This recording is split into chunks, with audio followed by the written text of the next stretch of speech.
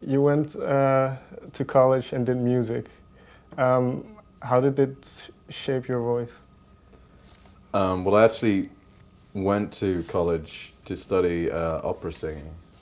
My uncle sings professionally, and I was always I always really liked doing it at school and stuff. And so yeah, I decided to go and do that. But after a year, I really fell out of love with the culture of it and the the kind of life you have to live to be an opera singer, a professional opera singer. It's very, very hard work, and you know the the the world of classical music is a very intense one, and I'm quite laid back, so people would always be getting angry at me, and so I decided it wasn't for me. But at the same time, I was playing guitar at open mic nights in pubs, 3-4 times a week. So I just realized that I loved doing that a lot more than doing the opera singing. So I just changed my focus. What did you learn from those open mic nights? Because I read somewhere that the likes of Mumford and Sons were around at that time as well. What did you learn from that period? Yeah, I mean they weren't playing open mic nights, but No. I used to go see them and Mumford and Sons, Laura Marling and Johnny Flynn. Every few weeks they'd be playing, usually together as well, which is so as a young guy, playing acoustic music and stuff. It was it's kind of like a hidden secret back then. Going to see these guys who are so good. To like 50 people, in a pub somewhere.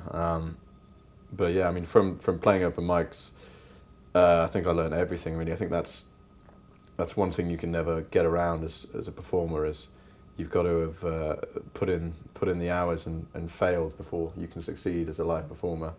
I mean, you can get taught tricks and everything like that. How you should perform and dance on stage, or what you should say when, but there's an inner confidence you can see coming from people who have played 200-300 plus gigs. You can see there's a difference in confidence in a performance.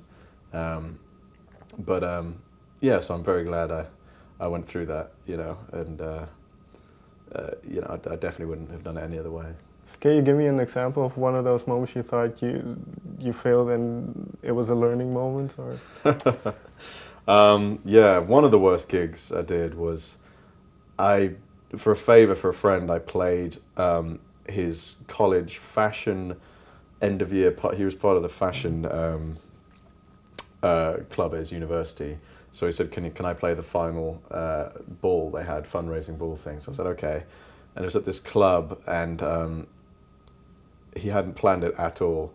So they didn't have a mic stand, and they didn't have a proper microphone. They had a DJ microphone that they had sellotaped to a broom handle, and and then they had a guy holding it like this, and yeah, so that was terrible. And then they decided that because I was the only live musician, I should go on late at night. So they were playing dance music for about 3 hours, and then I turned up to play 4 songs or something at like 12 at midnight or something. So everyone was really drunk already.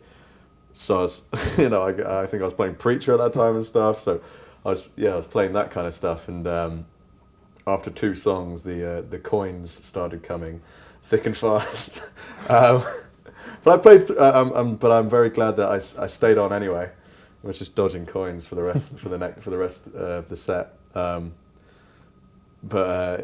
Yeah, that was definitely a character building experience. But Well, what do you take away from such a moment?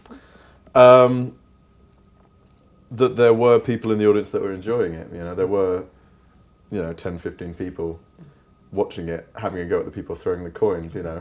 So obviously, if everyone's throwing coins at you, then you're like, okay, yes, this, But as long as there's 1 or 2 people in there enjoying it, then you've got to play for them rather than playing for the rest of the people yelling at you.